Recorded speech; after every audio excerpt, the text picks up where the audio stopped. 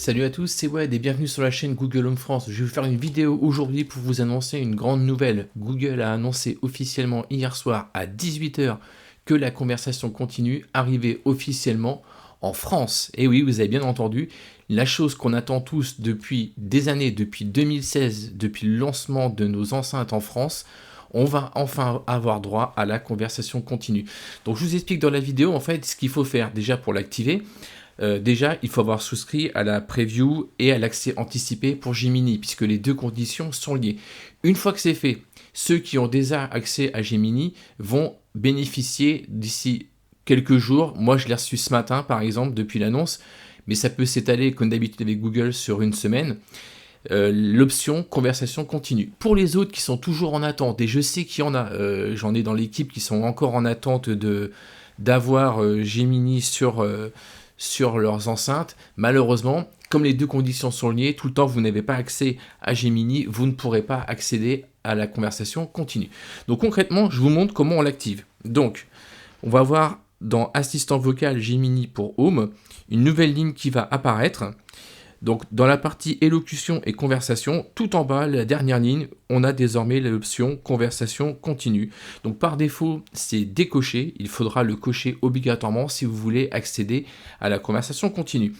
Donc ça, c'est la seule manipulation qu'il y a à faire. Vérifiez dans vos paramètres Google Home si vous avez l'option conversation continue, et si c'est le cas, eh ben, la bonne nouvelle, il faudra juste l'activer et vous avez désormais accès à la conversation continue. Maintenant, il faut que je vous montre quand même à quoi ça sert et qu'on parle un petit peu de la différence avec Gemini Live.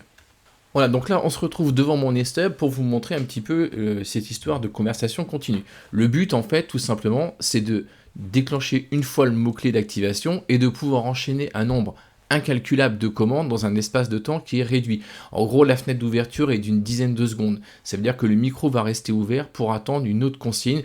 Vous allez voir apparaître ici sur le Nest Hub que la fonction d'écoute est toujours activée, ce qui fait qu'on peut enchaîner plusieurs commandes. Donc dans la vidéo je vais vous montrer déjà ce qu'on peut faire. Je vais faire tout un bloc de commandes, donc des commandes qui vont avoir une suite logique et d'autres commandes qui n'ont rien à voir avec la commande précédente. Donc déjà, je vais déjà lancer une première fois le mot d'activation. Ok Google, donne-moi la météo pour aujourd'hui. Donc là, tout bêtement, je lui demande la météo. Aujourd'hui, il fait 11 degrés Celsius à Saint-Sauveur-le-Vicomte. Dans la matinée, on attend 14 degrés avec des vents pouvant atteindre 35 km/h. La température maximale montera à 16 degrés. Ok, et pour demain, ça donnera quoi? Donc là, vous voyez, ça enchaîne. Pour demain, il fera plus chaud que le week-end dernier, avec des températures atteignant en moyenne les 11 degrés. Donc là, on est obligé d'attendre que Google ait fini son speech pour pouvoir lancer une autre commande. Je voudrais que tu allumes la lumière du bureau.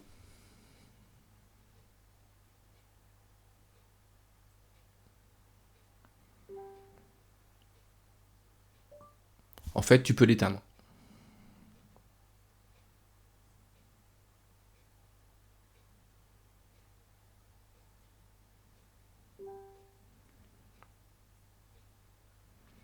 Voilà, donc là, j'ai fait un ordre de commande. Ah, il ouvre encore le micro. Tu peux afficher la liste de courses? Ah, je sais pas ce qu'il va faire. Vous avez une liste appelée liste de courses. Elle contient 20 articles cochés. Ajoute du coca.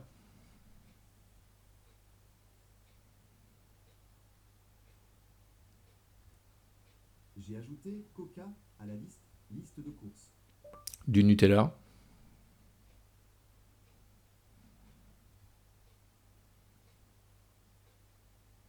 J'ai ajouté Nutella à la liste liste de courses. C'est quand le prochain match du PSG?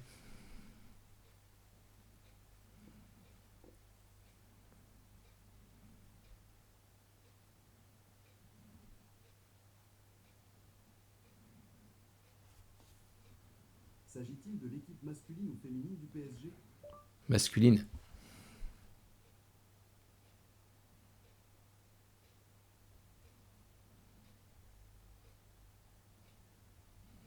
J'ai créé la note prochain match du PSG présent avec le contenu.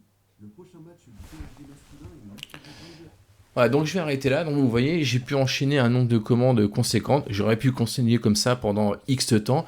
Il faut juste que je respecte la fenêtre d'ouverture qui est d'environ 10 secondes. Si au bout de 10 secondes, il n'a pas entendu de phrase ou de mots, le micro va se couper et repasser en veille. Donc voilà, ça c'est la vraie nouveauté et honnêtement, c'est super confortable. Je prends l'exemple d'une liste de courses. Avant, on est obligé de dire à chaque fois le mot déclencheur pour ajouter un élément. Là, si je reste dans la fenêtre d'ouverture des 10 secondes, je peux enchaîner tout ce que je veux derrière. Et vous voyez, je passe du coq à l'âne. Je peux parler de mes lumières, je peux parler du programme TV. En fait, je peux parler de quasiment tout. Il faut juste, la seule contrainte, c'est de rester dans la fenêtre d'ouverture. Donc voilà. Donc maintenant, la différence que vous allez me dire déjà avec Gemini Live. Déjà, la première, la conversation continue, c'est gratuit. Gemini Live, vous êtes obligé d'avoir souscrit un abonnement à Google Home Premium. Autre différence, Gemini Live, c'est plutôt fait pour discuter. Ça veut dire que vous parlez d'un sujet ou d'un autre et ensemble, il y a une discussion, il y a un échange. Avec Gemini Live, vous ne pouvez pas, par exemple, contrôler votre maison, enchaîner des commandes domotiques, ça ne marchera pas. Pareil pour la liste de courses, alors j'ai essayé, de temps en temps ça passe, mais la majorité du temps, ça ne passe pas. Donc en fait, Gemini Live, c'est vraiment pour converser, discuter autour d'un sujet. La conversation continue, elle, comme vous l'avez vu, elle permet d'enchaîner plusieurs commandes. Alors évidemment, il faut que ça reste dans le laps de temps et que vous ayez en gros une idée de ce que vous allez demander à la suite. Ou alors vous réfléchissez très très vite dans les 10 secondes. Mais ici, on peut être dans la conversation continue, on peut vraiment tout faire. Donc pour nous en France, je souligne vraiment l'importance de ça parce que c'est une grosse nouveauté. Les Américains, en fait, pour eux, ils demandent cette option-là dans Gemini depuis quasiment le lancement de Gemini, puisque eux, via Google Assistant, ils avaient déjà la conversation continue. Pour eux, c'était un acquis depuis 6-7 ans. Et nous, en France, ça, on n'a jamais connu. Nous, à part dire à chaque fois le mot déclencheur pour enchaîner plusieurs commandes, c'était contraignant, fastidieux, et honnêtement, c'était pas du tout naturel. Maintenant, désormais, on est au même niveau que les Américains, et ça, il faut quand même le signaler, c'est quasiment jamais arrivé dans l'histoire de Google Home, en tout cas, qu'on ait un niveau d'égalité entre la zone américaine et la zone française, voire même Europe. Donc voilà, donc je vous souhaite fortement d'activer ça si vous l'avez. C'est vraiment un confort d'usage, ça change vraiment tout quoi. Là désormais, on est vraiment sur l'assistant vocal tel qu'on aurait dû l'avoir et qu'on l'avait imaginé quand il a été lancé en 2016. Là, on est en 2026, on est 10 ans plus tard et on arrive vraiment pour moi à quelque chose qui est abouti. Il reste encore un point noir et allez, voire même deux. Le premier point noir que je vais souligner, c'est ceux qui ont activé Gemini. Vous avez sûrement constaté sur vos équipements écran et enceinte une perte une petite latence, enfin, voire même une grosse latence pour le contrôle des appareils connectés. Genre allumer les lumières, éteindre les lumières, voire même déclencher des routines, c'est beaucoup plus long qu'avant. Donc ça, Google s'est engagé, ça va être rectifié, ça va être lissé. Là, on est vraiment sur des accès anticipés, notamment pour la France, et ils déploient au compte-gouttes pour faire quelque chose de vraiment efficace. Et le but, faut pas s'en cacher, c'est de pouvoir faciliter la vente de la nouvelle enceinte qui va arriver donc fin avril et vraisemblablement plutôt vers la mi-mai maintenant, puisque on approche de la Google I.O. Donc Google est encore dans son planning, on est encore dans le laps de temps qu'ils avaient défini. Et le deuxième point noir, eh bien, c'est nos écrans connectés qui commencent à être, il faut l'avouer, vieillissants. Il n'y a pas vraiment eu de renouvellement de gamme de matériel, mis à part la nouvelle enceinte qui arrive. Et moi, typiquement, je suis plutôt écran. Déjà, le fait d'avoir l'heure, je trouve ça vraiment plus confortable qu'une enceinte. Et le fait d'avoir un support visuel, notamment pour Gemini, puisque quand ça parle, on est obligé d'avoir une oreille attentive, que quand j'ai l'écran, je peux suivre du regard et écouter en même temps. Visuellement, c'est beaucoup plus confortable, sans compter le contrôle tactile de la maison, voire même pouvoir caster dessus ou lire des vidéos Netflix, même si ça reste un petit écran. Donc ça, c'est encore un gros point noir. J'espère que la nouvelle enceinte va annoncer aussi d'autres choses, un nouvel écran connecté, dans une gamme de prix relativement correcte, puisque le matériel étant vieillissant, et j'ai bien peur que cette latence, il y aurait à voir. J'ai honnêtement hâte de tester la nouvelle enceinte, mais j'ai très peur que nos équipements n'arrivent pas à la cheville de la nouvelle enceinte qui va avoir une puce dédiée en fait pour Gemini et pour la rapidité, pour retrouver quelque chose qu'on a d'équivalence sur le téléphone.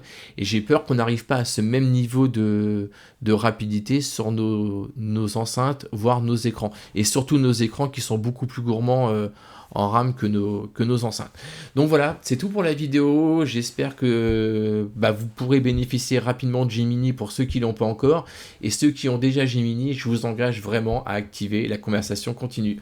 Voilà, c'est tout pour cette vidéo et moi je vous dis à la prochaine. À plus!